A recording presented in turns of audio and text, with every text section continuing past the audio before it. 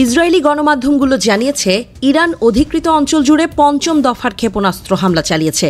এই হামলায় টিবেরিয়াস, অধিকৃত গোলান এবং লোয়ার গ্যালিলির অবস্থানগুলো লক্ষ্যবস্তু করা হয়েছে বলে ইরানের গণমাধ্যম সূত্রে জানা গেছে।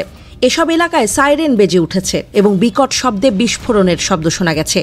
ইসরায়েলি গণমাধ্যমগুলো আরও জানিয়েছে যে কঠোর সেন্সরশিপের কারণে ক্ষেপণাস্ত্র হামলার কোনো ফুটেজ প্রকাশ করা হয়নি।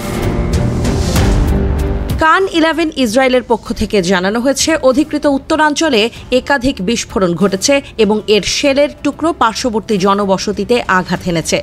ইসরায়েলি সামরিক বাহিনী অধিকৃত অঞ্চলে নতুন করে ইরানের ক্ষেপণাস্ত্র হামলার বিষয়টি নিশ্চিত করেছে এবং বেসামরিক নাগরিকদের পরবর্তী নির্দেশ না দেওয়া পর্যন্ত আশ্রয় কেন্দ্রে থাকার নির্দেশ দিয়েছে। ইসরায়েলের হোম ফ্রন্ট কমান্ড জানিয়েছে, পবিত্র আল কুদস, তেল আবিব, পশ্চিম তীরের বসতি এবং আরও শত শত এলাকায় সতর্কতামূলক সাইরেন বাজানো হয়েছে। ইসরায়েলি গণমাধ্যমগুলো আরও নিশ্চিত করেছে যে বেশ কয়েকটি ক্ষেপণাস্ত্র তেল আবিব এবং অধিকৃত উত্তর ফিলিস্তিনে আঘাত এনেছে। অধিকৃত ফিলিস্তিনের মধ্যাঞ্চলের আবাসিক এলাকায় শক্তিশালী বিস্ফোরণের শব্দ শোনা গেছে। এই হামলার ফলে ইসরায়েল এবং ইরানের মধ্যে উত্তেজনা আরও তীব্র হয়েছে। পঞ্চম দফার এই হামলা প্রমাণ করে যে পরিস্থিতি ক্রমেই অবনতির দিকে যাচ্ছে।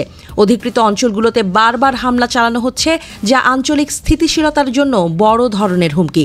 কঠোর সেন্সরশিপের কারণে ক্ষয়ক্ষতির সঠিক পরিমাণ জানা না গেলেও ইসরায়েলি সামরিক বাহিনীর পক্ষ থেকে বেসামরিক নাগরিকদের আশ্রয় কেন্দ্রে থাকার নির্দেশ এবং সাইরেন বেজে ওঠার ঘটনা পরিস্থিতি যে গুরুতর তা স্পষ্ট।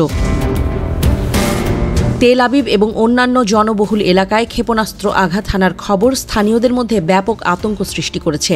এর আগে যেসব হামলা হয়েছিল সেগুলোর ক্ষয়ক্ষতি সীমিত থাকলেও এবারের হামলার ব্যাপকতা নিয়ে উদ্বেগ বাড়ছে। ইসরায়েলি সরকার এবং সামরিক বাহিনী এখনো পর্যন্ত কী ধরনের পাল্টা ব্যবস্থা নেবে সে বিষয়ে কোনো স্পষ্ট তথ্য দেয়নি, তবে পরিস্থিতি পর্যবেক্ষণ করা হচ্ছে।